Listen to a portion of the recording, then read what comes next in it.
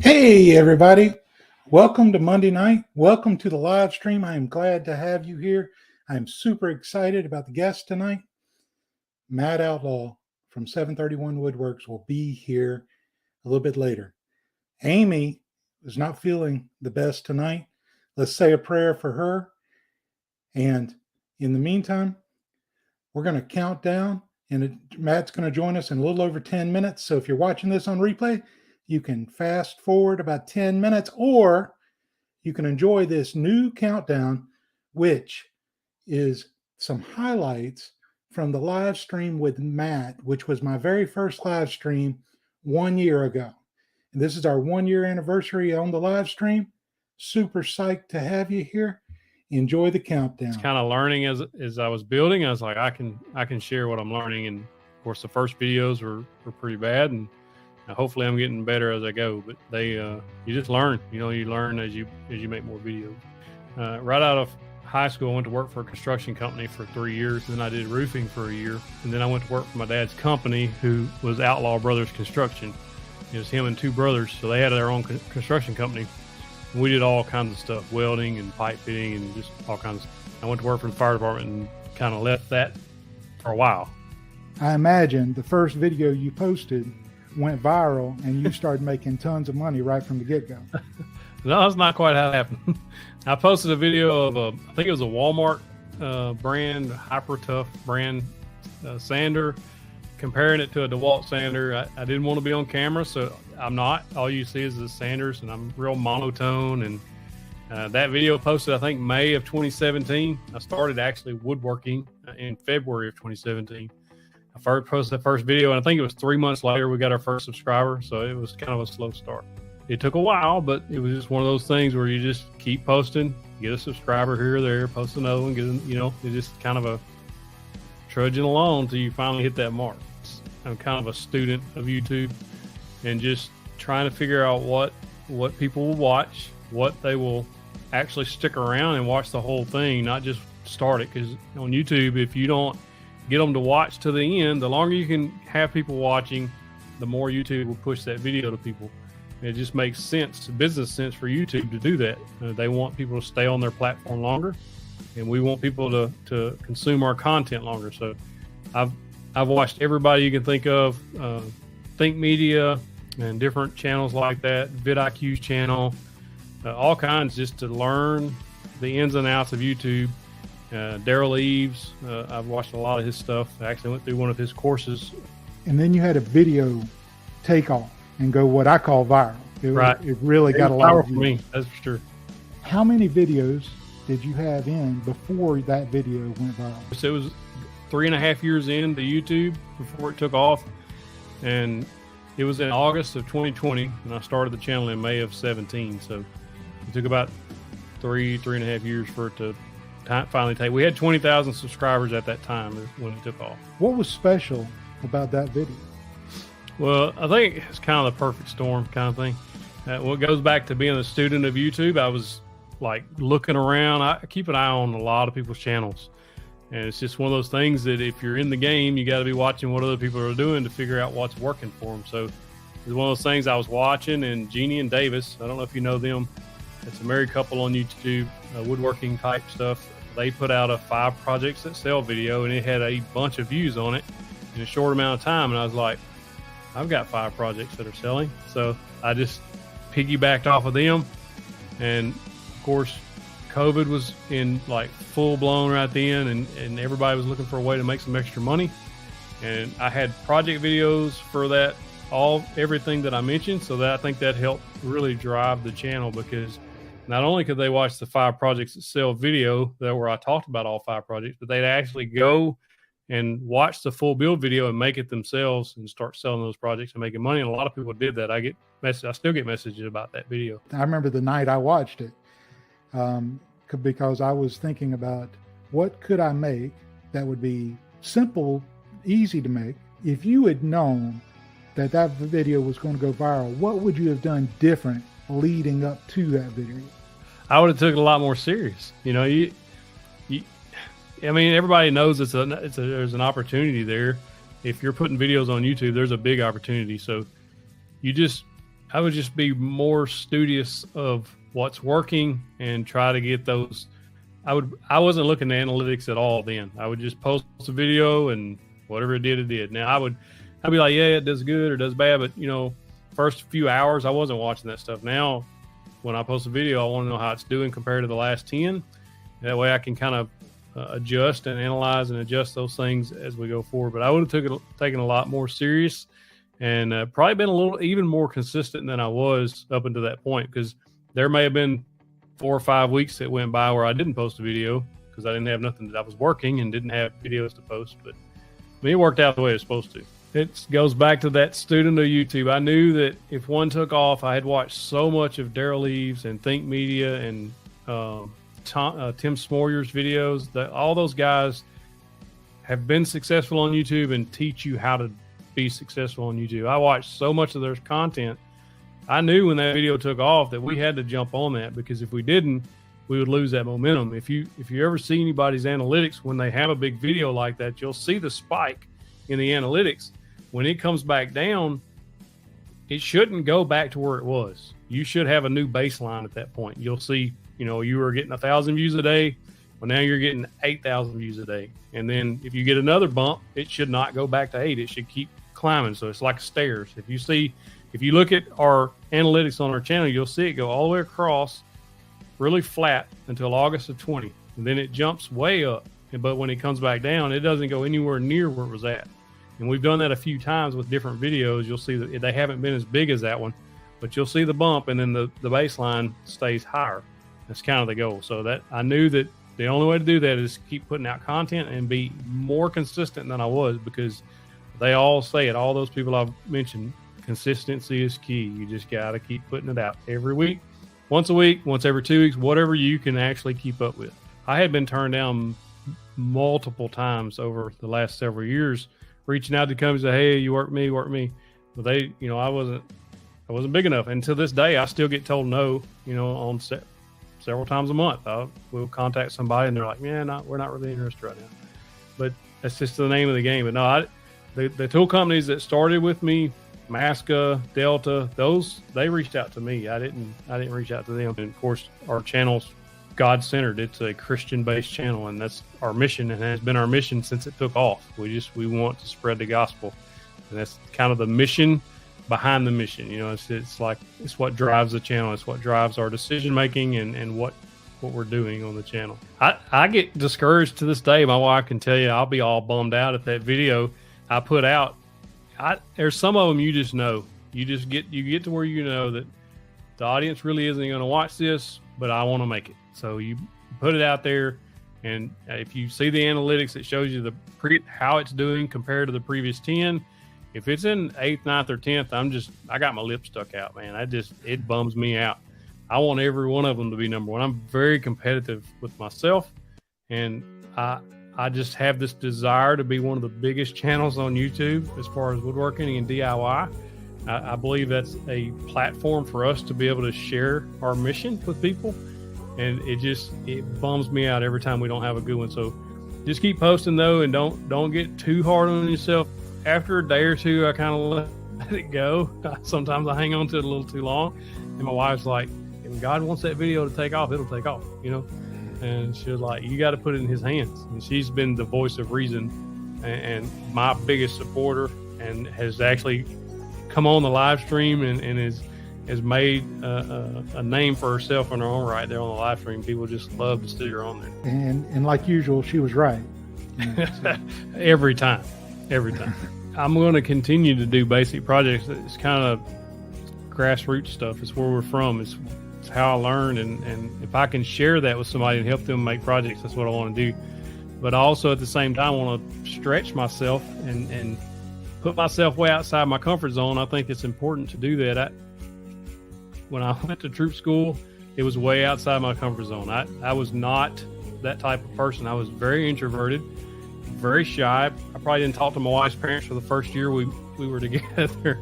I was just very quiet. And so when I went to troop school, that opened my shell up a little bit.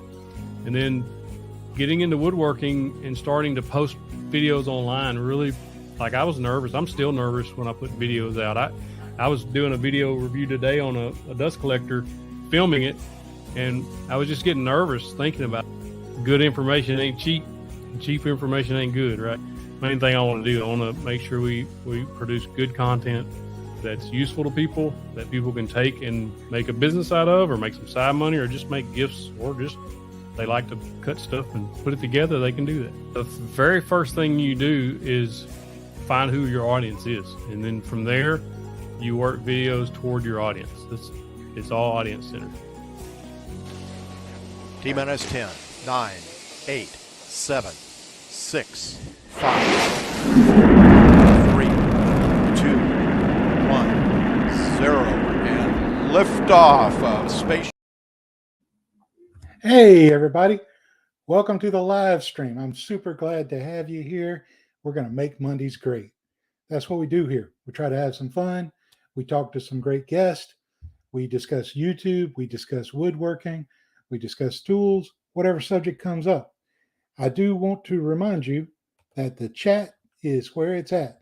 Chat it up with each other. Chat it up with our guest, Matt Outlaw from 731 Woodworks, or with me, and we'll try to get your questions answered. If you do have a question, put a Q at the beginning of your chat comment. That helps me find it and set it to the side and make sure we try to go through those. If you're celebrating a milestone, put an M at the beginning of your chat, and we'll try to celebrate that with you. And super glad to have you here tonight. Our guests are supposed to be Matt and Amy Outlaw. I think Amy's not feeling well tonight, but we do have Matt Outlaw from 731 Woodworks coming on. A year ago this week, we started this channel with the goal to have some fun, share some knowledge, have some great guests. We've had over 40 live streams during that time. I've missed some weeks because of illness or because I had to work. I work extremely long hours on a regular job. We have grown the channel. In the first year, we had almost 4,000 watch hours and almost 600 subscribers.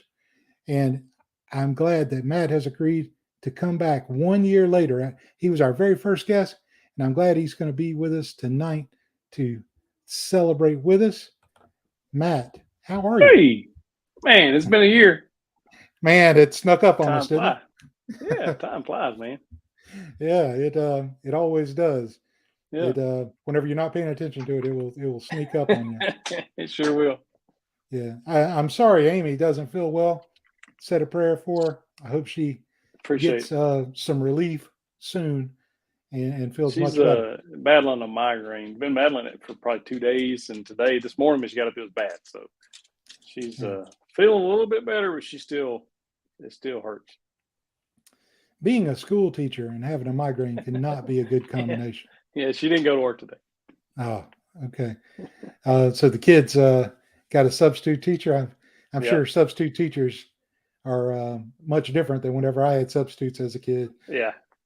I'm sure they have more of an agenda to follow. That was usually movie day when I was a kid.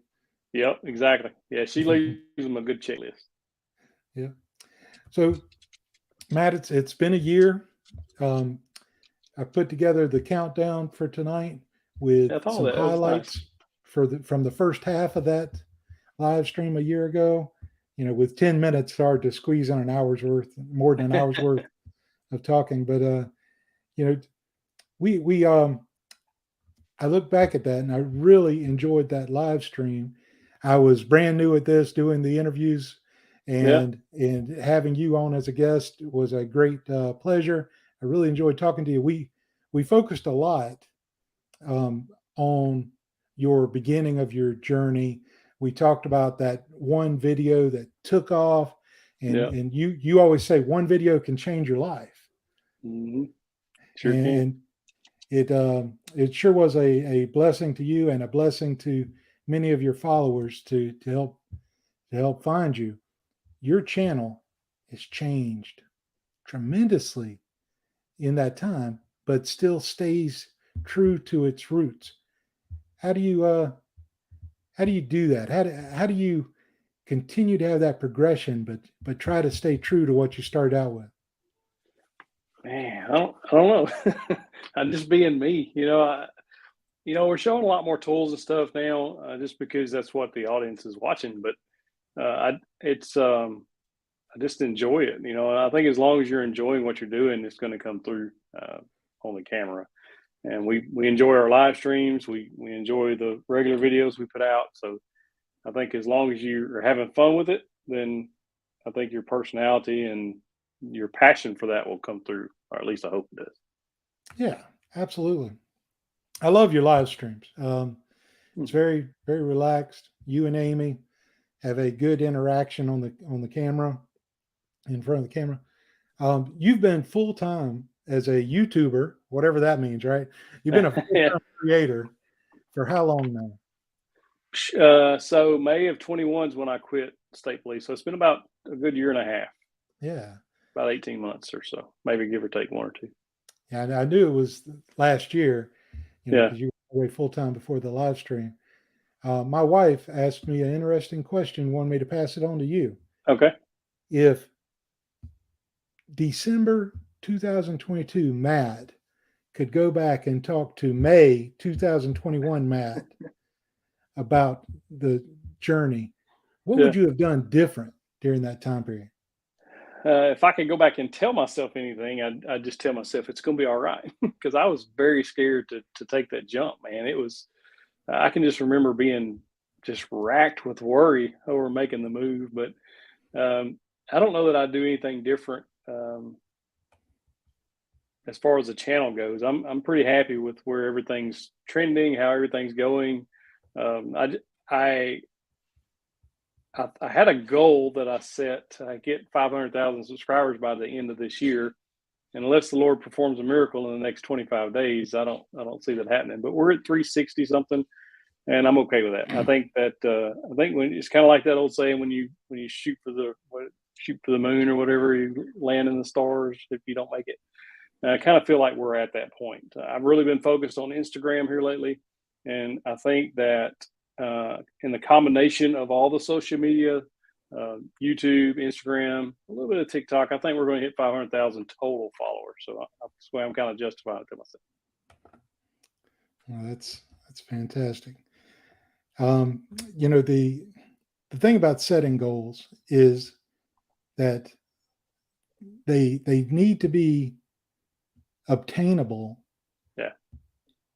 But they need to be a stretch at the same time. They need to challenge you, and having that goal out there, and if the good Lord wants you to reach it, he would have found a way.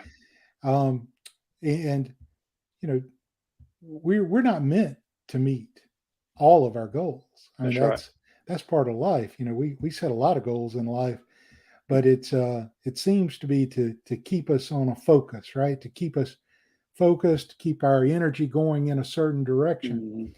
We hope to return back to Him that made us, and That's right. We're going to shoot for that goal too, right?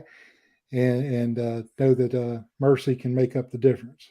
That's right. I heard actually today. I heard something that said most people overestimate what they can accomplish in a year, and they underestimate what they can accomplish in 5 years. I thought it was interesting. Yeah, that's true. What part of what I do for work, is goal setting, and sometimes help others set goals, and being able to have those goals out there, and constantly look to those goals to help you with your daily decisions and direction is vital. I mentioned milestones a minute ago, and one milestone was too long for the chat. So somebody asked me to read it to you. They emailed it to me. They said it's too long to put in 200 characters. So if you don't mind, I'm gonna share that now. Okay.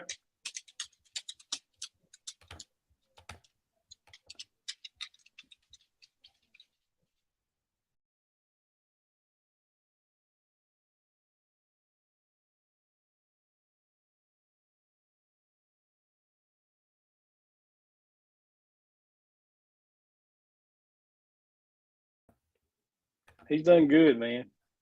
Yeah. He puts out good videos too. I didn't mean to go silent on you there. That's Yesterday, all I reached that YouTube milestone everyone strives for at first, 1,000 subscribers. I want to thank Matt and Amy for all your support throughout this entire journey. If it wasn't for Matt being the inspiration, mentor, and friend he has been over the past almost 2 years, I would have never taken this leap and attempted a channel. I strive to improve to the level Matt is at, but even if I never get there, this community couldn't have a better role model to get guidance from and strive to emulate. Again, thank you, Matt and Amy, for all you do. From Chris Nichols, 432 Woodworking. And thank you, Chris. I think that's a great sentiment, and I think Chris has done well.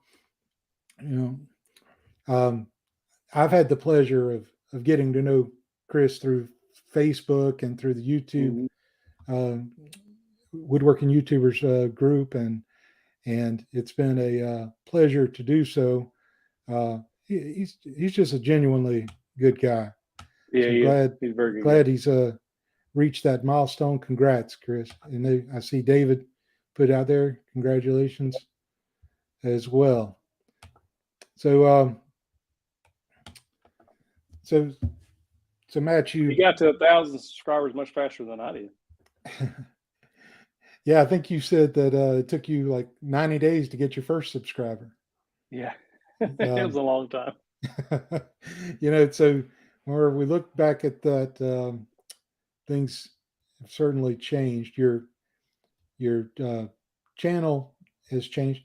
Now, I know you said before you outsource your thumbnails. Are you still doing that?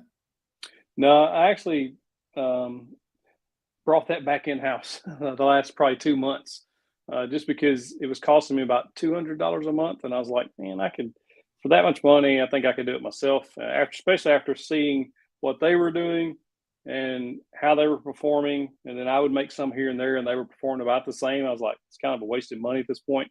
And it really doesn't take me an extremely long time to do them. So I've been doing those myself, especially since I've since hired an editor full time. That was going to be my next question. So you've hired somebody to do all your editing. You do. Yeah, a few months ago. Yeah, it's been about probably 3 months probably. We've hired an editor that's. I had one that was living out of the country. He lived in Bali, and he just said he couldn't do it anymore. So he quit, and I got he was doing one a week, and I was doing the other one. And so I put it out on the community tab if anybody could edit and just pick from the community. There's 3 people that done a test edit on the same video.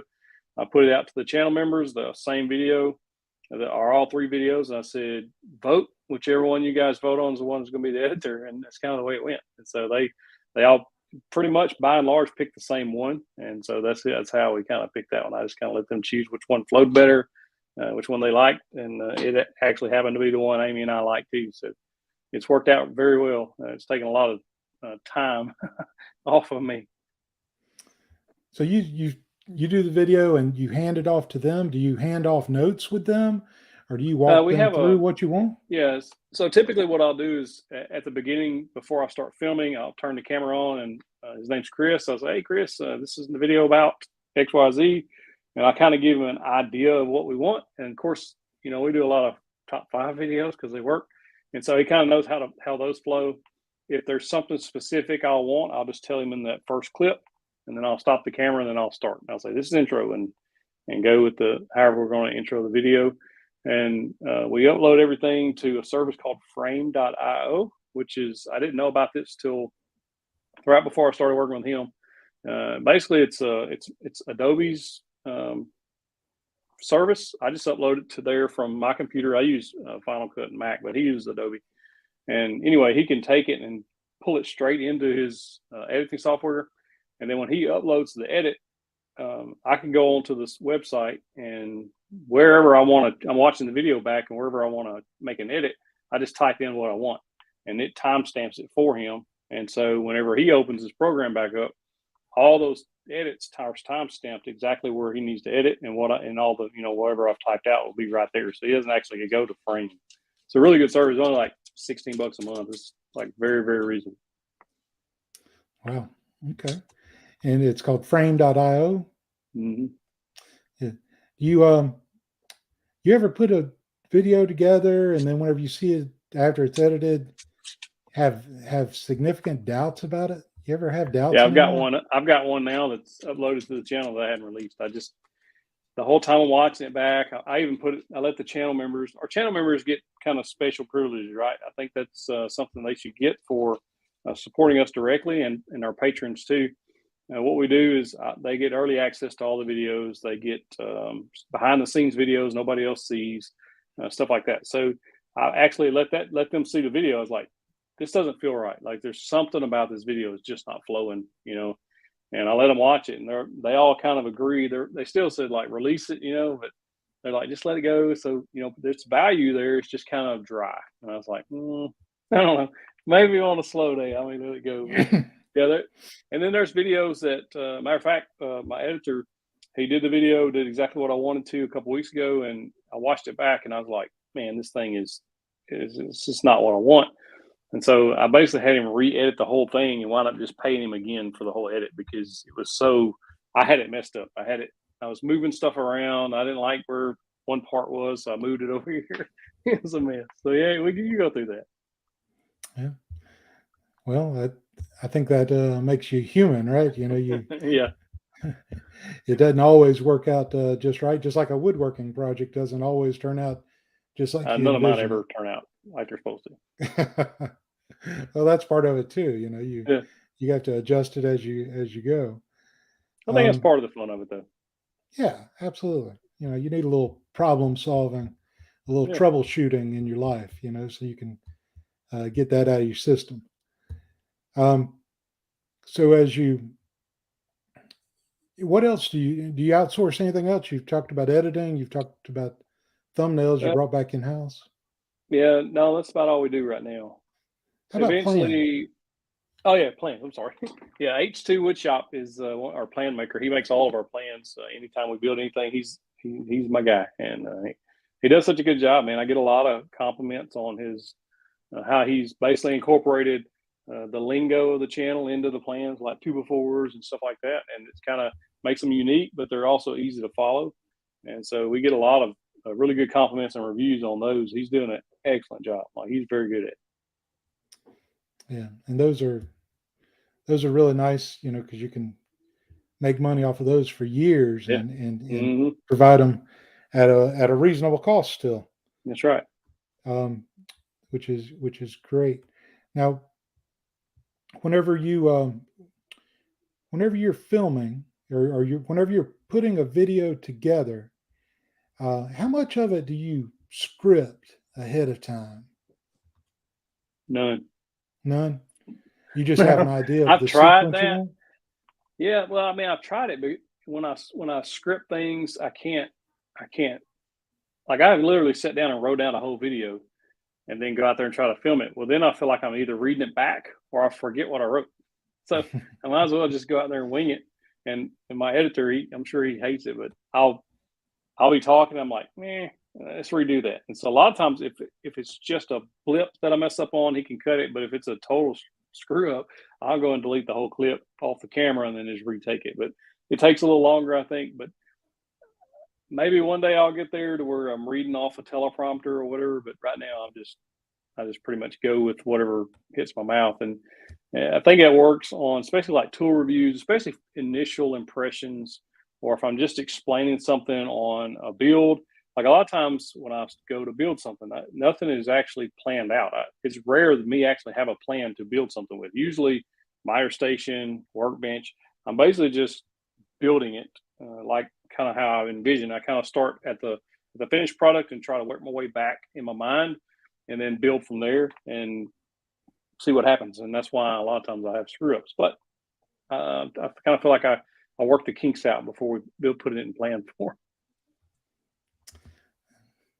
So one of the things I was thinking about is and we discussed last week on the live stream was YouTube is always changing something, right? Always making adjustments, trying to make a better experience for their for their viewers or for the creators, and sometimes both. The time that you've been on YouTube, I'm sure you've seen some changes. But what are your thoughts on that pinch to zoom on the videos now? Does that I like change that. the way I you just approach actually it? heard about it. I just heard about it this morning. I didn't know nothing about that. I was listening to a video creators podcast, and they were talking about it. I was like, I didn't know that existed, but I think it's a good idea. I like it. It's just like You should have when you watched my pause live on stream last week, Matt. I know, I missed it. But when you pause it, you can zoom in on a picture or on whatever somebody's doing, especially for build videos and things like that. I think that's going to be really, really good. I've actually have tried to do that before. You're like, I just need to see, but that's going to be I think it's going to be a positive. I kind of put it out there last week, and I used your video as an example that I recorded zooming in and out as the video played. And I think it's going to bring about more creators trying to go to higher resolution with their videos, because once you zoom in, anything at 320p is going to look fuzzy, right? Yeah. So, are you already in what is it, 4K? 4K. I bought a new camera in January of this year, and we've been 4K right after I got that. Before I was just 1080p, which is perfectly fine. There's nothing wrong with it. And if you had a Canon M50 and a Canon Mark 6 something that would just do 1080, but if you did it in 4K, then it zooms way in, and in the shot it's been kind of small. It's very hard to get those shots when it's just cropped in like that. So I went ahead and bought it like a full frame camera, and we've just been 4K ever since. It takes a whole lot more room, more as far as storage goes. I think that's probably leading edge with this new zooming capability. I find that for the end user that could be very friendly, but I could see if you don't have the quality of video, they get frustrated very easy. Yeah. They'll find a better quality video. What other changes have you seen YouTube make that you think is a positive now? Shorts. I think shorts, especially starting in February when they're actually monetized. So like right now, I got a short that's got a couple million views on it, and it's only paid like $30 out of all that. Now, if that was a regular video, you're talking several $1,000s in ad money that would have brought in, right? So I think starting in February, what's going to happen is shorts are going to be monetized. So when people are scrolling through their shorts, when they see an ad, they're going to scroll 2 more, and then 3, 4 more, however many between an ad, then they're going to see another ad. Somewhere in between there, if your video was there, you're going to get part of that money. And it's actually going to be real ad money versus, the shorts fund, which has never been very lucrative, right? And then also one thing that they've done is when shorts first come out, they weren't tied into your long form content. So if you had a short hit 2 million views, you may have gained 8,000. We gained 8,000 subscribers on that one short, and they weren't being recommended my long form content because they were separate. Like the two algorithms weren't talking. Well, 2-3 months ago, they connected them. And what that does is somebody's on YouTube Shorts, they watch a tip or trick or a tool or whatever I'm showing, and then the next time they go to their YouTube homepage, highly likely, if they've engaged with one of my videos on Shorts, highly likely they're going to see one of my long form videos. So that's going to be really big too, I think. And with Instagram Reels and TikTok, I think that YouTube being able to monetize is going to really put a damper on a couple of those other platforms. I think a lot more people are going to start using them. And it's a huge growth opportunity for any channel, no matter what size you are. It doesn't matter, because when you hit that short, nobody's looking at your subscriber count. All they're looking at is what you're putting in front of their face, and you got about that long to get their attention. Yeah, I think linking the way they're talking about linking the shorts to the long form, as far as suggesting long form content based on what kind of shorts you enjoy by the ones that you watch completely, and sometimes more than once, is a great opportunity for creators. Yeah. I also think that YouTube is always looking to improve its platform. You know, it's the second biggest search engine for a reason. They want to That's right. stay up there. They want to keep doing that. I really think that that some of the improvements are very encouraging, and you know, some things they do are not going to be Yeah. liked can't by like it all. everyone, but that's okay. But I have seen It's their shorts show up platform. in search too. What's that? I have seen shorts show up in search too. On my personal, when I search for something, like the top 1 or 2 results, or in that top 5 results, will be a short. I think that's interesting. Yeah, that's great. Now, what about the I forget what it's called. I think it's video preview. So if you're scrolling on your phone or on your computer, depending on your settings, it automatically starts playing. Yeah. So thumbnails, which we used to talk about, you only have like 3 seconds for the viewer to absorb that thumbnail and decide if they want to watch it. Yeah. That thumbnail doesn't stay up there 3 seconds. It's barely up there. So thumbnails. It's funny because I actually texted my editor last week, and I was like, I sent him YouTube come out with who was that? vidIQ or TubeBuddy, or one of them, TubeBuddy. They had a video on it. And so I sent him that video, and I said, our first 3 or 4 seconds of the video moving forward, not me standing in front of the camera, unless there's words popping up on the screen. Like, it needs to be whatever we're showing, like bam, bam, bam.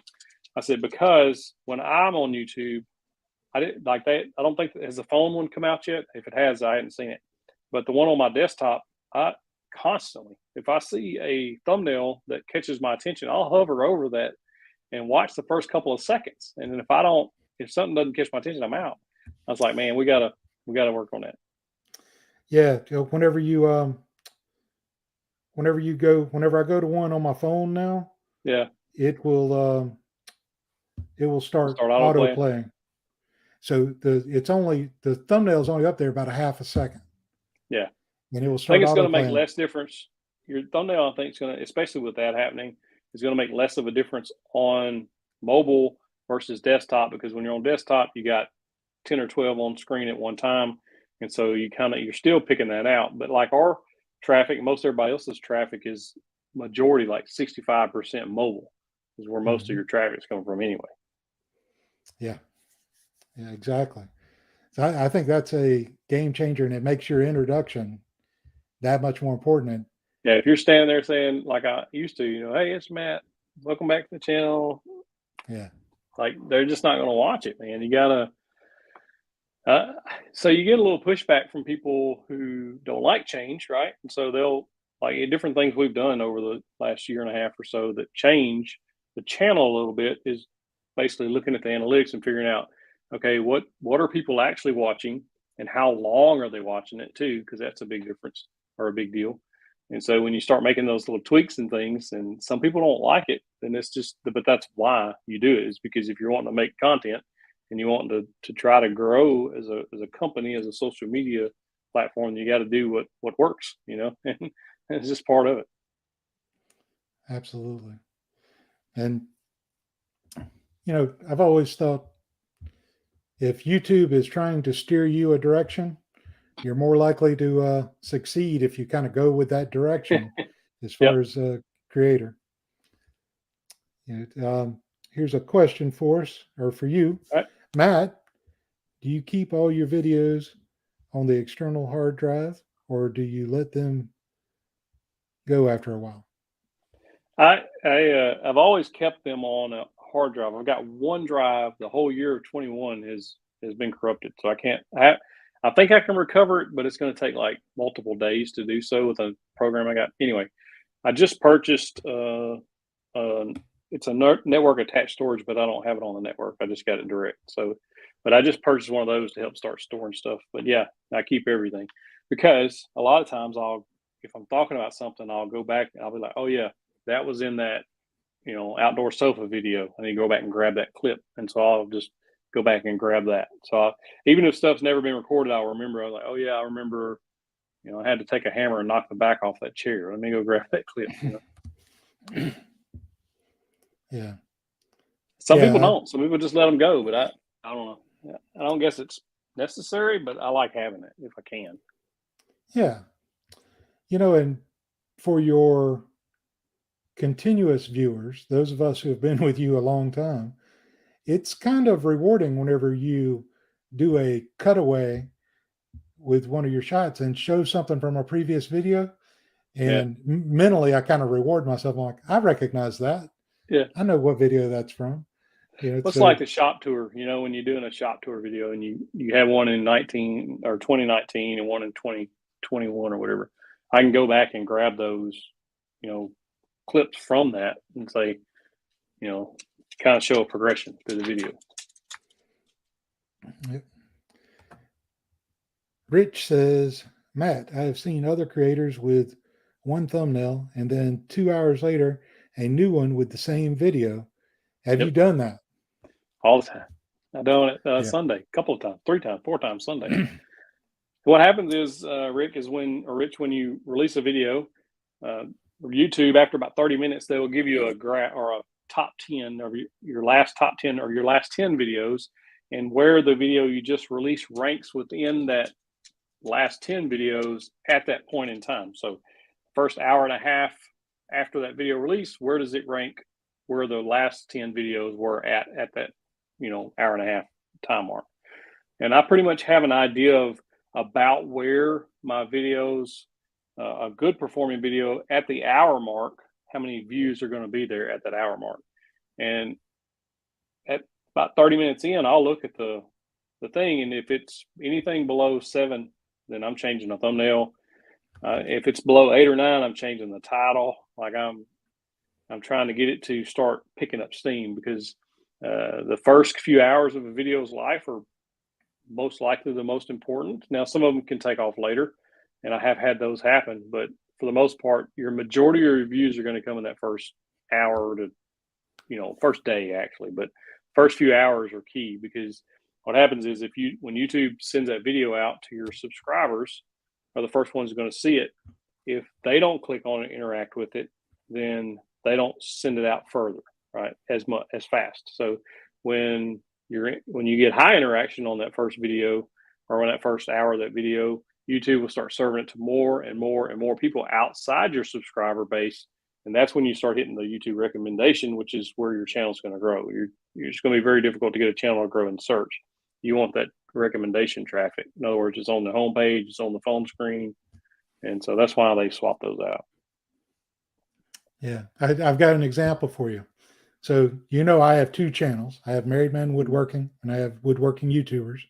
Yeah. And so I logged into Woodworking YouTubers, and suggested video is picture of you in front of a Harbor Freight. And I think it said, I hate Harbor Freight up there on the sign.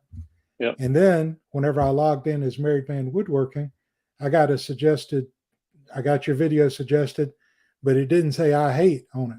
Yeah. So I got the original, in the same day, I got suggested 2 different thumbnails there.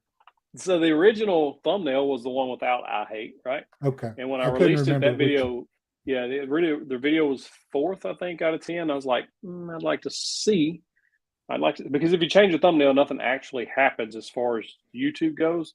It's basically just if they're clicking on it or not. You can watch like real-time analytics, like to the second, how many people's watching it during that, time frame. So I'll swap it and I'll watch it, like sit there and watch it. And if it's not going up like every minute, if it doesn't increase, or if it starts decreasing, I'm like, yeah, that's not a good choice. So I'll swap it back. When you change a title, YouTube actually re-indexes the video. So it's a little more of a deal to change the title, and so I wound up just kind of playing with thumbnails here and there and just see which one clicks. Thought maybe if the word hate was on there, people may click it more. They didn't, so I swapped it back. Yep. I think that's a good strategy. Have you ever used the services with A/B testing,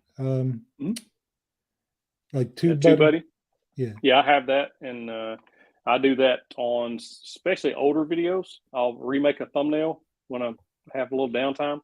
I'll remake a couple of thumbnails, and then I'll put that in an A/B test for 14 days and then see which one comes up. Typically, the variation does better because as you go along, you kind of get better at knowing what video thumbnail will look like, what people will more likely click on versus the old one. But still, you want to test it on just, especially if you got the technology to do it. Supposedly, YouTube is supposed to implement that, or there's rumors of it at some point. But they have never done it. I wish they would. I wish they'd let you load 2 or 3 thumbnails, Yeah, and they could do real time. mm-hmm. I mean, they could do a better job than TubeBuddy, I believe, because they have access to the direct statistics. They know what they're trying to target, and they could test it in real time. Show one user one thumbnail and another user another thumbnail at the same time, and measure it real time. And it put the pressure on you to get more thumbnails ready. I usually do two before a video, unless I'm just like super happy with the thumbnail. I'm like, I'm good. I think that'll be all right. But most of the time I'll have at least 2 ready. Do you come up with your thumbnails and titles before you do the video? They say it's good practice too. Sometimes I do. The Harbor Freight one, I had the title and the thumbnail. Like the thumbnail was done before I ever shot the video, because I just had an idea of do the Hater's Guide to Harbor Freight. So I was like, man, it's just a good title. And then I knew I was like, I'll get on, I'll take a picture of me, all sold up and put the Harbor Freight in the background. I was like, and Harbor Freight anyway, man, if anybody's doing videos online on woodworking stuff, Harbor Freight is going to get a click. Like if you just search woodworking Harbor Freight and then sort by most popular, if you'll look, man, some of those videos have like millions of views just because it's got Harbor Freight in the name. That's just a clickable video. Everybody wants to. It's so. I think one thing it makes it's so divisive because you got a lot of people that love Harbor Freight and you got a lot of people that don't, and so they're going to come in and chat on the video or comment. Which that one, last I looked, it already had in less than a week like 300 and something comments, which is it's like double what we normally get in a video. So people are talking about it, like they're giving their 2 cents in the comments. Yeah. John says, howdy. YouTube not having A/B testing built in is a crime. Yes. I agree. I don't think it would be that hard for them to implement that. Yeah. Speaking of Harbor Freight, anytime that you're doing comparison of multiple things, if you can throw a Harbor Freight item in there, I think that pulls in a different crowd. Oh yeah. Well, look at your clamp project form. Your recent clamp video was an example. Having that clamp from Harbor Freight. Yep.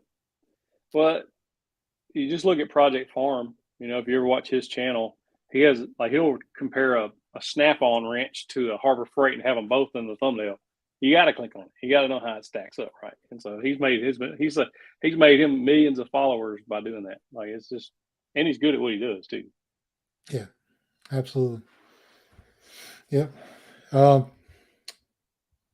People love to hate on or love on the Harbor Freight. So, some of their stuff's very good. Like that clamp, that parallel clamp is a great clamp. $35. It's a deal. Yeah. Yeah, it's just setting your expectations on a lot of their items. Let's see. John says, okay.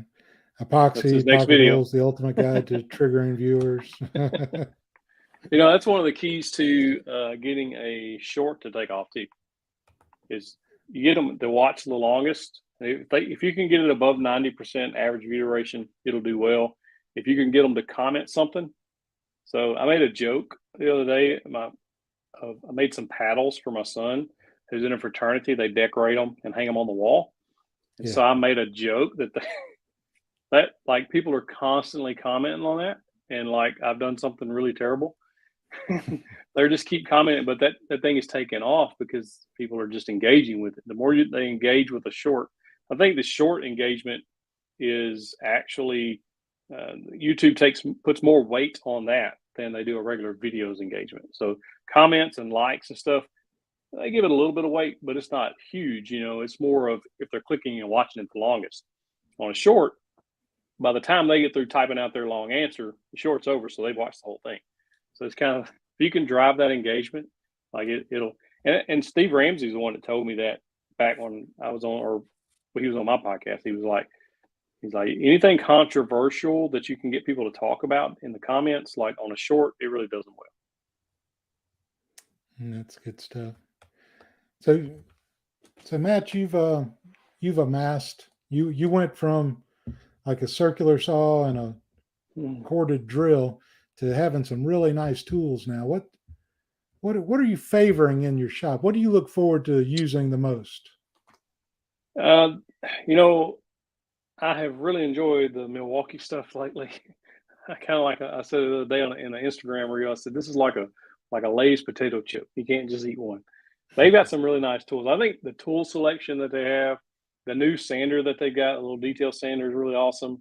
I really like those. I got an Oliver planer in recently. It's a really nice planer. I don't know if, of course, I bought that specifically for the channel to review on.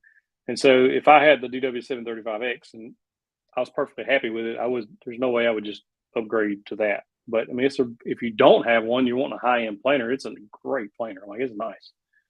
Other than that, I don't know. I still like my CNC. It does a lot of stuff for me. That's about it, really.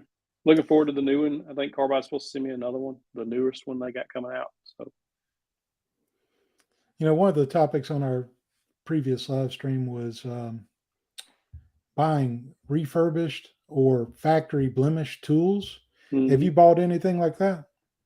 I haven't, but we do. I do put out tool deals on those a lot because it's factory direct factory outlet or something like they got some extremely good deals on like a rigid spindle sander, a rigid miter saw, and people that's bought them email me and they're like, "Man, I can't believe I got this for this price. You can't even tell anything wrong with it." I'm like, sweet. So they're very happy with them. Yeah, I discovered it on my last trip to Florida at Direct Really? Tools. You know, I've been looking for one of those rigid oscillating belt and spindle sanders. Yeah. Got a good deal. And, you know, I walked in the store and they had one for $130 factory blemished. I'm like, sign me up. Probably couldn't find a scratch on it, could you? Well, actually, yeah, I'm opening it this week because I'm a video opening it, make a video about that. So, but you know, if it's a different color or something, I don't care. That's fine. You know, if they didn't mix the orange the correct color for Home Depot, you know, whatever the case may be. What kind of projects do you have in the works coming up on the channel? I'm going to build a job site saw workbench. I kind of have an idea of do one of those. I have 2 job site saws. I bought a saw stop job site saw to review. I pre-ordered it. I got it in, and I was just disappointed by it. I just thought that it should have been better as far as the fence goes. And I probably need to do a follow-up video on that. I put out initial impressions on it. The fence was kind of sloppy, back and forth with saw stop tech support on it. They told me how to tighten it up. I tightened it up, and now it's just it works. I got the slop out of it, but it's kind of snug when you move it. It's not a big deal. But I bought a job site saw on that Amazon deals week, Cyber Week. Yeah. They had a DeWalt job site saw on sale. I was like, I'm ordering it. And I told Amy, I'm fixing to order this and see what happens. And so I ordered it and brought it in the shop and extended the fence. And it was like, it got a little play in it. I was like, well, maybe it's all of them. I don't know. Maybe it's just 2 I got. So anyway, I want to build a workbench for that. And I got an idea for a different kind of miter station. I don't want to say too much, but I think I'm going to do one of those too. I just actually had the idea today. A different kind of miter station. Okay. Yeah. All right. And where do you see your channel going from this point forward? We just keep doing what we're doing, man. You know, the ultimate goal of the channel is not to show a tool. It's not to build something. It's not to show you how to build something. The ultimate goal of the channel, the mission of the channel is still the same. That's to share the love of Jesus. And that's just what we're going to keep doing. And we get emails, and I know it's working because I know God's using the channel. And it's not me doing anything, because people email me multiple times a week and affirm that, or, let us know that there's something going on with the channel. They'll even say, I'm not a religious person, but, I'm like, pebble in the shoe. That's all just pebble in the shoe. So that's kind of the mission of the channel. And so long as he's still moving and using the channel that way, then we're going to continue to do that. And and I think that I feel like, unless he tells me different, it's my job to ensure that the channel is growing and getting as many views as possible for that reason. So that's really kind of the goal and what we're working on there. We got some other stuff coming off channel, we'll talk about when it's time to do that. Oh, Amy made an appearance in the chat. She reminded me I did buy something blemished. I bought a piece of gym equipment that was blemished, but I couldn't find any blemishes on it, so I'm good.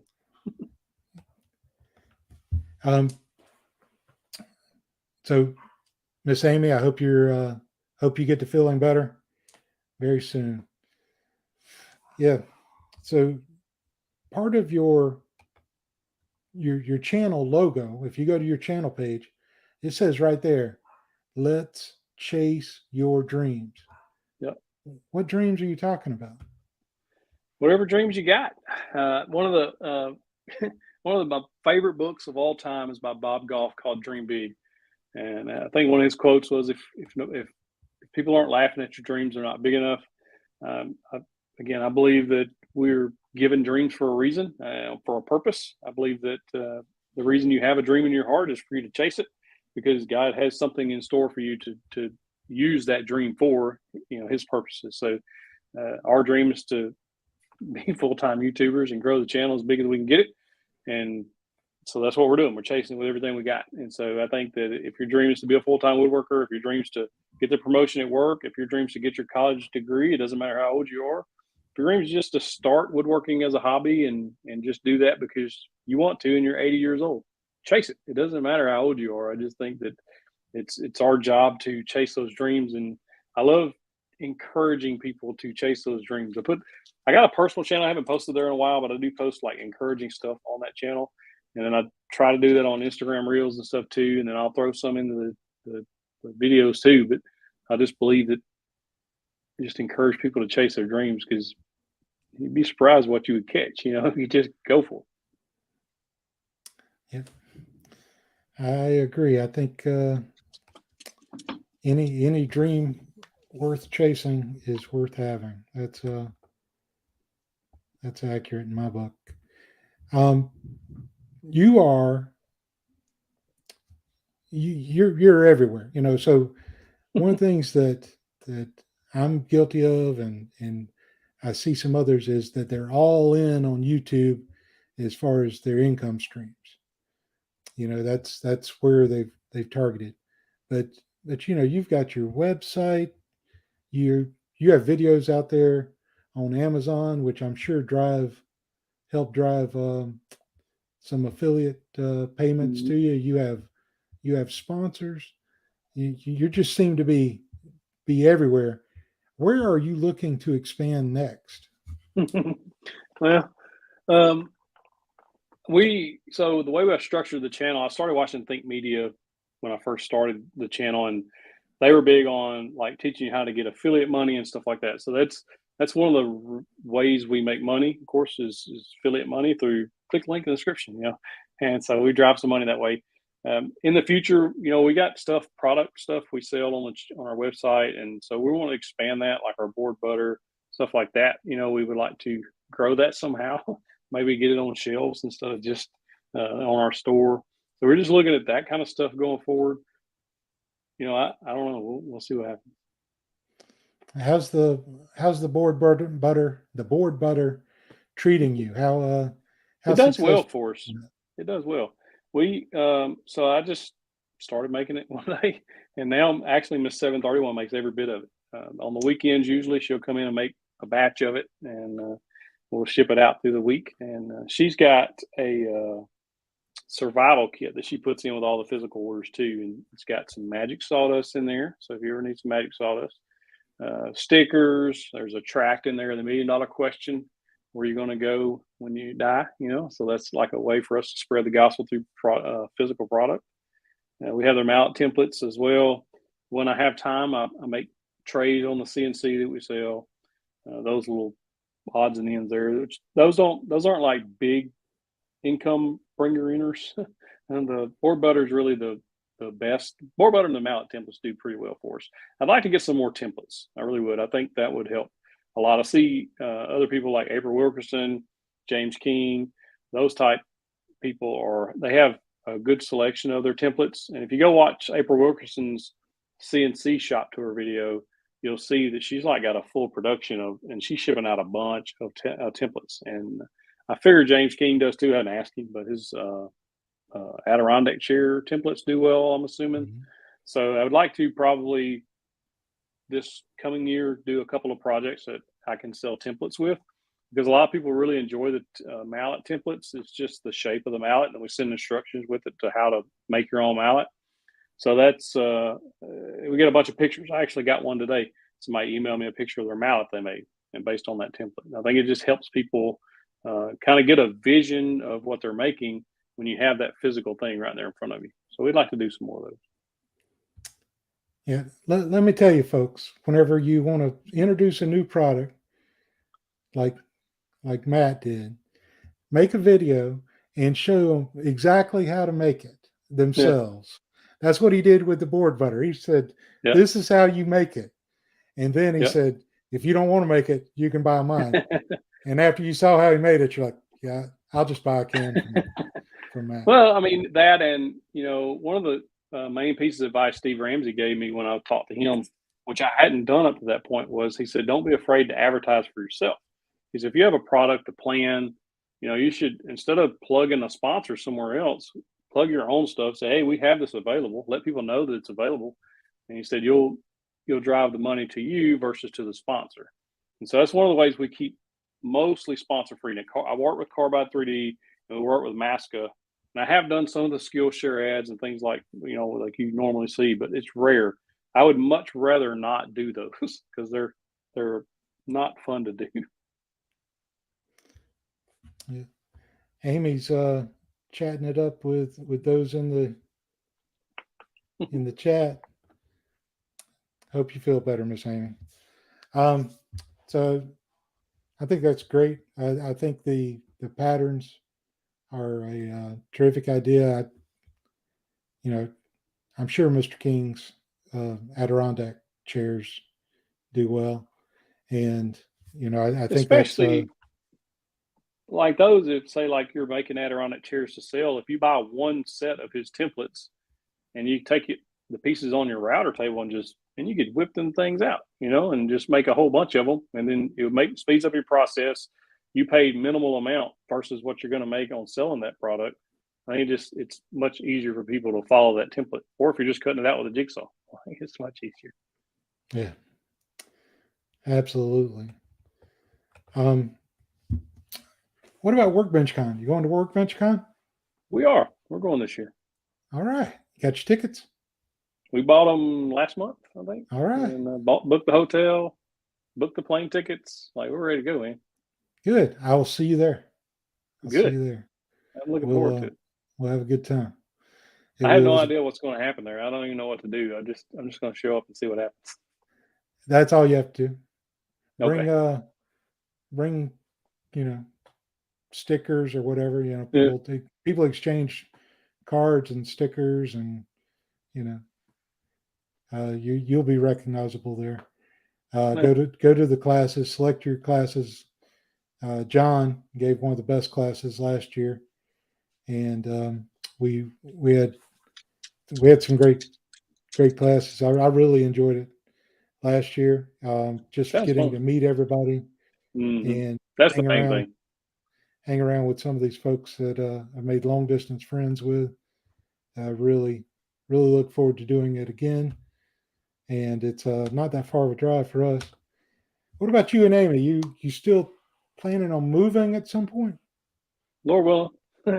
We're wanting to move to Nashville, Tennessee area in the next 17 months or so.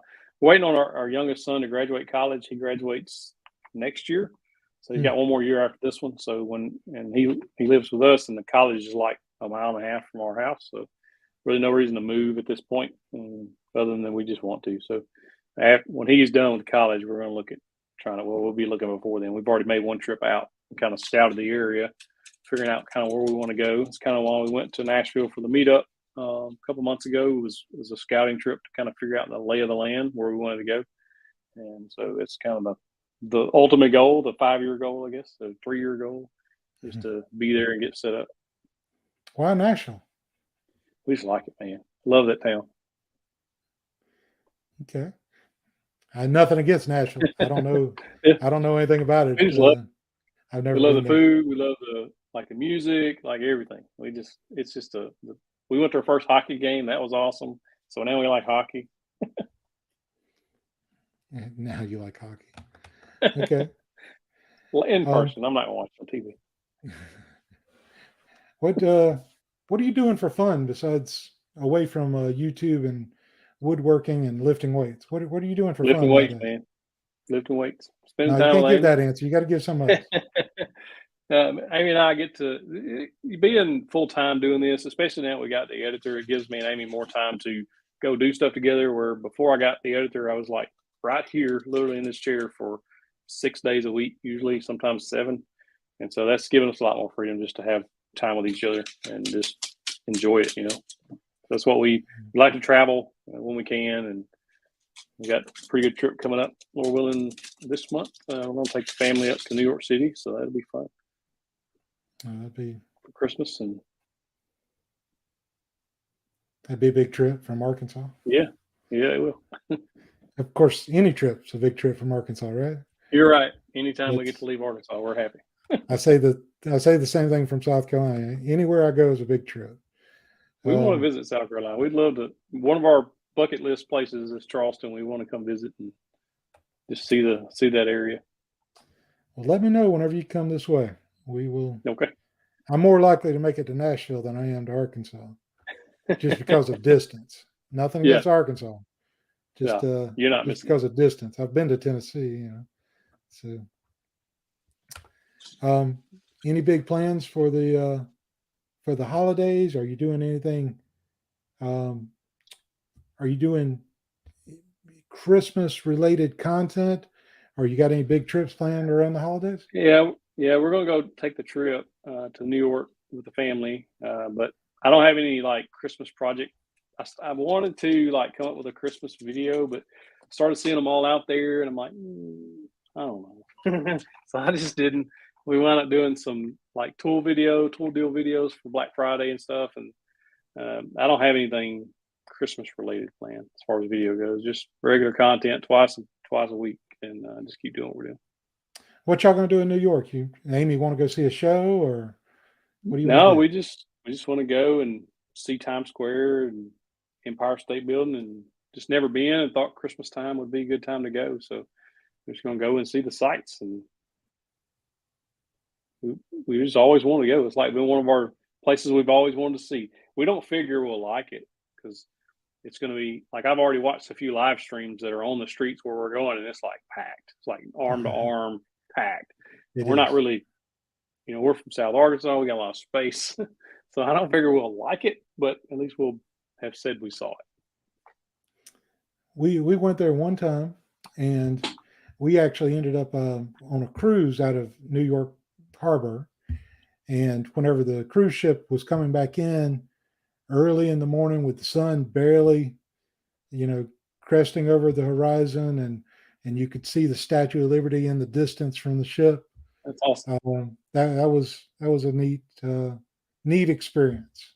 Yeah, I'm glad we did it. I kind of always wanted to see. I love Home Alone. That movie, Home Alone, and the second one actually, when they go to New York. And so we want to see Rockefeller Center. Got to see the tree, right? And we want to. I want to go to the top of the Empire State Building and just look around. But one of our people that are going are not really keen on that idea of being up that high. But we'll see. Yeah, it's a nice tour in the Empire State Building. Is it?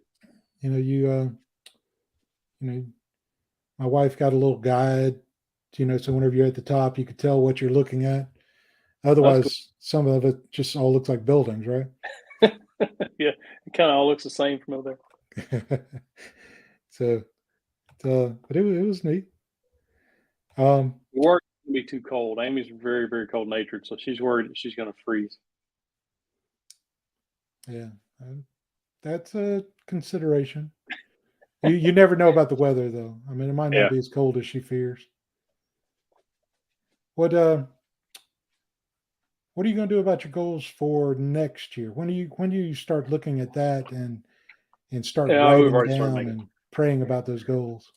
Yeah, I've already started making those. I don't necessarily do the New Year's resolution type things. I think so. One of the goals for this year was to get more organized in the shop, and one of the things I wanted to do is to make our videos look better, and that included getting some better backgrounds for the shop with the tool wall and the toolbox and then stuff like that. So, and then here with the backgrounds here, so kind of accomplish that. I really would like to get right here. It's not shopping related, but right here, streaming setup that I can literally just sit down and click go and go live. I would like to do that just because I kind of want to dip my toe into the Amazon live stream thing. I think that would be all right. So I'm gonna try that. I'm thinking about doing that. So because anytime I do a tool video, I already upload it to Amazon too. You just take out the subscribe and any lingo that applies to YouTube, and you can't say anything about a dollar amount anywhere in the video. You can't say this costs a lot. You can't say this is on budget. Anything that relates to the money of that tool or any other tool, they don't like that. So they'll reject it every time. So you strip all that out and upload it to Amazon, and that's just another, like you were talking about, spreading out. It's just another way to generate income, because if somebody watches that video on Amazon, then they make a purchase, we get a small commission just because they watched our video first before they made the purchase. So I'd like to do that here. As far as the channel goes, I still want to hit that 1 million subscribers by the end of next year. It's going to be an even loftier goal now because we're not quite to the 500 like I wanted to be here at the end, but it's still a goal. I'm not changing the goal. I'm not going to move the goalposts, so it's still going to be a goal. And I think that stuff like that, especially, it's such a major goal. When I start getting a little bit discouraged or start getting unmotivated, I'll say, no, I got that goal. And so I'll start trying to reprogram myself to chase that goal. And so it's really one of the goals. As far as tools and things, I've pretty much got everything I need to build with. Now it's more of trying to pick the tools that people want to see and getting those in the shop to use or review or whatever. So I'm kind of looking at that aspect differently going into 23 than I did this year. This year I was buying tools I wanted and or needed, and now I pretty much have that. There's a few other things that I would like to have. I just don't have room for them, bigger tools. But going forward, I'm really interested in trying to find the best tools for beginners, the best tools for on a budget, things like that. I've kind of already started that on the channel with the best beginner table saw, best beginner planer. So I want to continue doing that because that seems to be well received and people appreciate that. You know, you do a little bit of research, read a lot of reviews, watch some other videos, and try to pick one or two of those tools and bring them in the shop and use them myself and to see if they're actually any good and do reviews on those. I think that's valuable to people when you can find a review that's, you know, shows you the tool and even shows you one that's not so great. I've done a couple of those or one of those videos. So.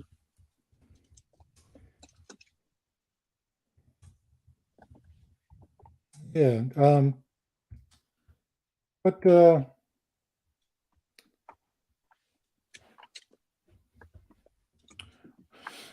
what's your goal with the other social medias? I mean, because we talk a lot about YouTube and about how you grow and so forth. What's your goal with Instagram or Facebook? What's the goals around that, man? So Instagram's always just kind of been, well, I started out on Instagram. It was the first social media I started 731 Woodworks on. Maybe YouTube, but I actually started posting more on Instagram. It started kind of getting a few followers there. And over the last 2 months, probably, I just kind of had a goal to make at least one reel a day. And they're so easy to make. You know, you can just find somebody that has a template already made. There's a little button that says use template. Click that and just follow their instructions. Basically, it cuts the video or cuts the pictures where you need. All you have to do is insert your stuff. And so I just started posting at least one a day, sometimes 3, 4. Usually it's 2 or more. And stop that. And so I've been trying to grow that, especially after I started doing that. I saw how fast it was growing. I was like, yeah, I can do this. So it's pretty easy just to make a reel. So I'm been kind of focused on that. Matter of fact, today I spent editing older or the videos that are already up on the channel and just basically squeezing them down to like 1.5 minutes and making a reel out of them. And those seem to do pretty well. When you take like a tool review and squeeze it down to under 1.5 minutes and make it a reel, and it's starting to really grow. I was at like month and a half ago, was at 50,000 followers. Right now we're at like 92,000. So it's, for whatever reason, YouTube or Instagram is growing really fast for us right now. So I'm just going to keep stop that. I'm going to keep pouring into that until it slows down. That dog's barking in there. Your puppy wants to participate. Nah, she's barking at the other one. They're playing. Oh, okay. Yeah. So, no, that's great. Great growth on Instagram. I on post stuff on TikTok, but you ever get on Rumble or any of those other obscure? So I have a video. I have a video or 2 on Rumble, but when I actually went on there about a month ago and was going to upload a video, and I was like, it starts asking about copy or usage rights or something. It was like 4 options. I was like, you're giving me too many options. I have no idea what you're going to do with this video.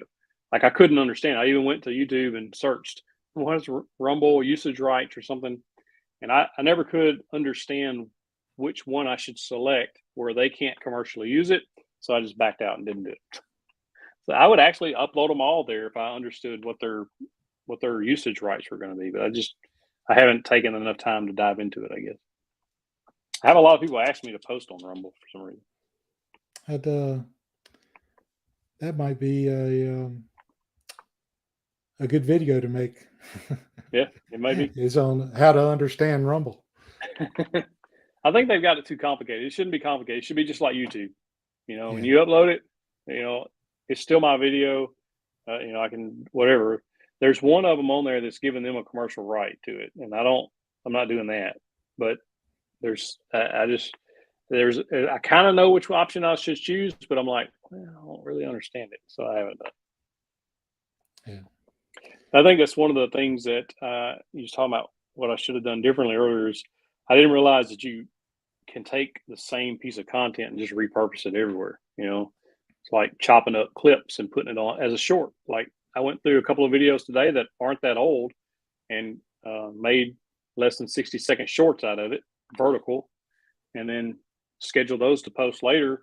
And what I've noticed on shorts is out of the gate, they don't really do that great. They'll get a couple thousand views or whatever, but between day 14 and 21 is when if they're going to take off, that's where they really take off. So you just kind of have to throw them out there and just wait and see. When you start getting a bunch of comments on it, then you're like, oh, that was taking off. You go look at the analytics and it's hit the short shelf. So that's what I'm trying to just kind of repurpose that stuff. I'm actually in talks with a guy now to start being an editor just for that, just to take whatever videos I'm coming out with and past videos and just start making 60-second or less than 60-second clips out of those. Yeah. Repurpose that content. The Dad Cave celebrating the milestone. Yay. Joined the 1,000 subscriber club today. Thank you to everyone who has and is supporting me during this awesome. journey. That is, Jared. That is awesome. Congratulations.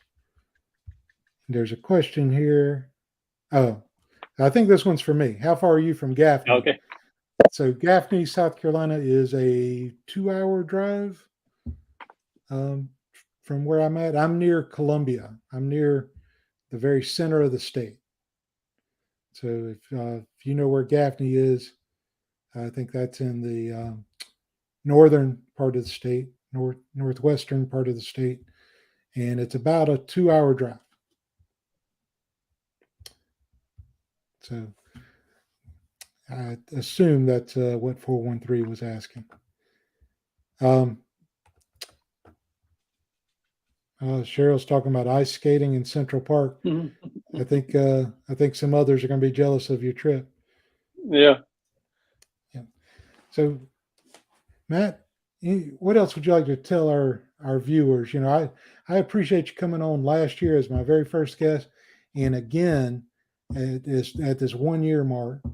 I mean, I've really enjoyed this year talking to you and Amy on a different live stream and so many others on live streams, and I've really had fun with it. But what would you tell our viewers tonight? I mean, first off, it's been an honor. Really, I really appreciate it, and it's amazing what friends you can make just making videos, right? And so, just man, it doesn't matter if whatever you're passionate about, YouTube or woodworking or you name it, golf, whatever you're into, just chase it, because I never would have imagined that this would be my full-time job. I assumed I would have retired as an Arkansas State Trooper. I just always kind of thought I would, and never really thought about doing anything else. And then when this took off, it just took a new direction. Had I known that it was going to take off, I probably would have changed things and done things differently. But if I would have, then I may not be sitting here today. So just whatever you're passionate about, just be in prayer about it and start chasing it. I can vividly remember way before I went full time, standing in the shop. I was out there working the old workbench. I was standing at the old workbench. I was building stove covers, and I prayed. I said, God, I would really love to do this full time. Just make it happen. And that little simple prayer, it's just one of those things. And then months later, stuff started happening. It wasn't on my time; it was on His time. But just whatever you're passionate about, whatever you're into, just chase your dream. It's always on His time, in His place. And the question is, go ahead. Have you ever read the book Circle Maker? I don't think I have. No. You got to read it, man. You got to read Circle Maker by Mark Batterson.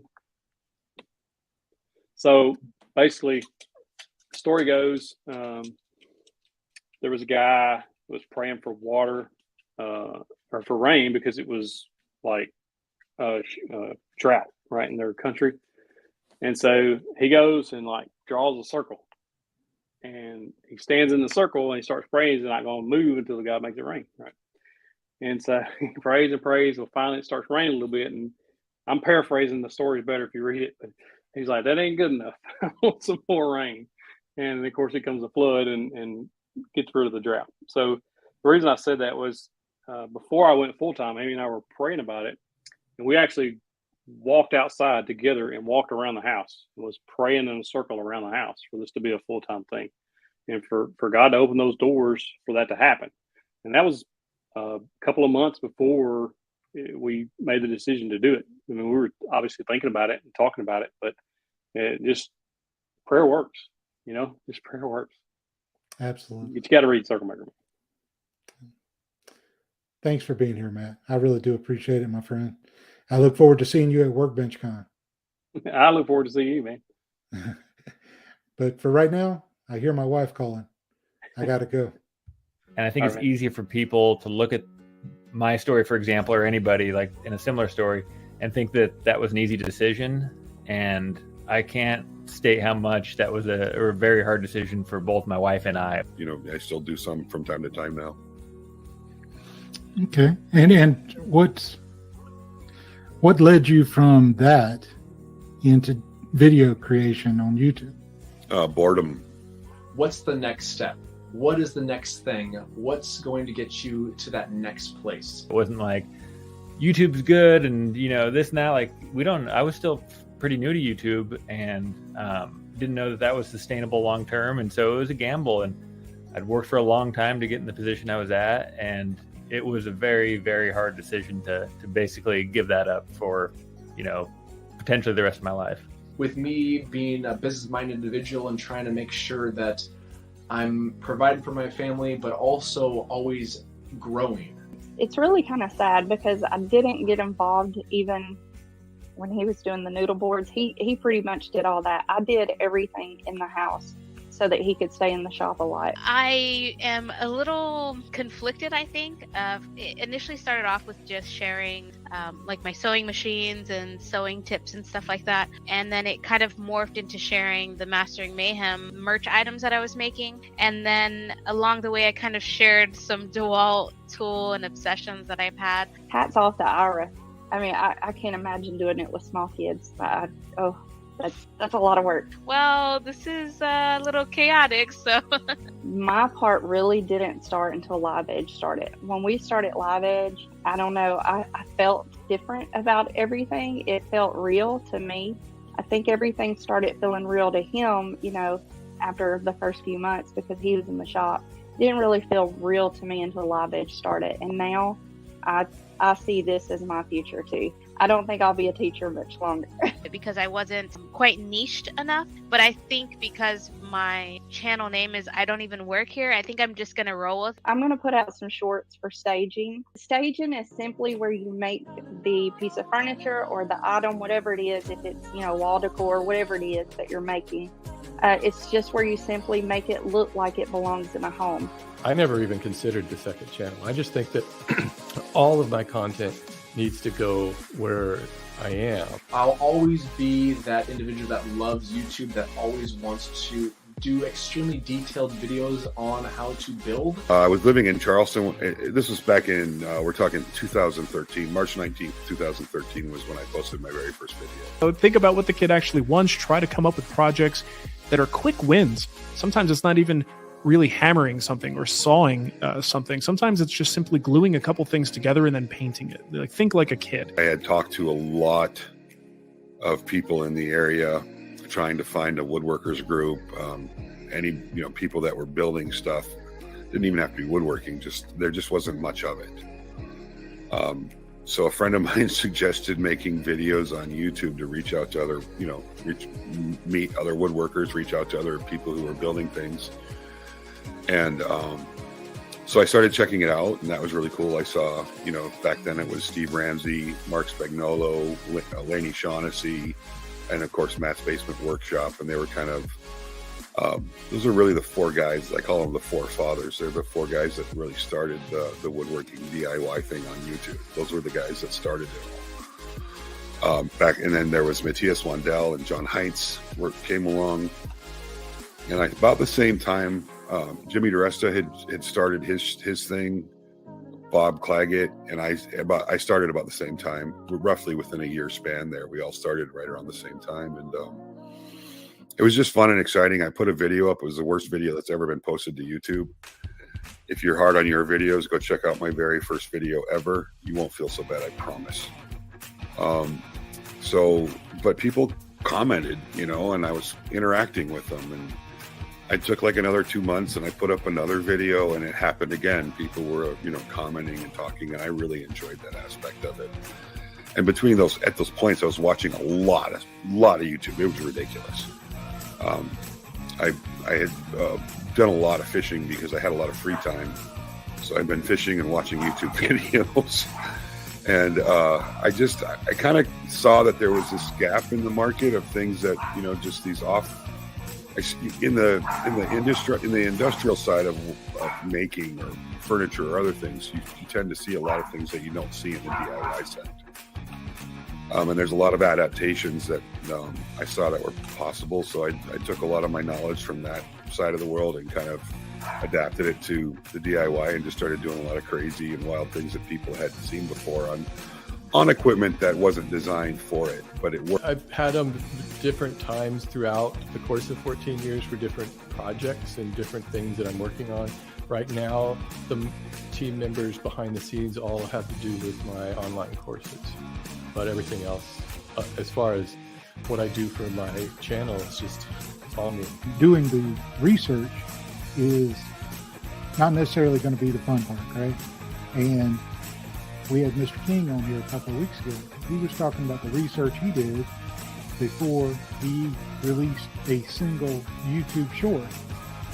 Well, the research he did led him to putting together a video less than a minute, but there was many, many hours of research before that, but it led to 5 million views. So research can be very important. This is counterintuitive to a lot of the suggestion out there on YouTube where everybody says, just hit record. Just go out in the garage and hit record. And your viewpoint seems to be different than that. What do you say to those people that say, just hit record? I'm glad you brought it up, RT. There's a lot of, I call them talking points that have manifested themselves for whatever reason in the how to grow space. The just hit record is probably one of the ones that drives me the most insane. I mean, you can go out and just hit record, but again, set your expectations for what you think the output and the end result is going to be. You get out of things what you put into them. And you may get lucky and you might catch a unicorn, but I'm going to bet 9 times out of 10, if you just go out and you hit record, you don't do any research, you don't have a plan, you don't have a rough script, you don't have a target audience, you don't have value that you're looking to provide. Again, I just think you're setting yourself up for unneeded frustration when a little prep and work up front can pay extreme dividends in the end. And you don't get a do-over when you post the video. Once it goes out into the interwebs, it's done. And you can't go back and redo the same topic right away because then you look like a goof. I'm inspired by this guy. It's a little not fair because he does have a bigger, larger channel, but he has a smaller woodworking channel that's done pretty well this past year as well as in 2020. And his name is Robert Dunn. Authenticity is something that I strive for all the time. I always try to just be myself, but everybody always says that. They always say, well, when you're on camera, just be yourself. But as soon as the camera goes on, you're never really yourself because you're always aware of the image that you're projecting, and then you're going to refine that further when you're editing it. At best, I think most of us are only, at best, maybe 80 to 90% ourselves. There's always that part that's carefully curated. And he's hilarious. I think he is one of the best people in front of the camera in our space. His bigger channel is a car channel. I'm not going to kind of focus on that.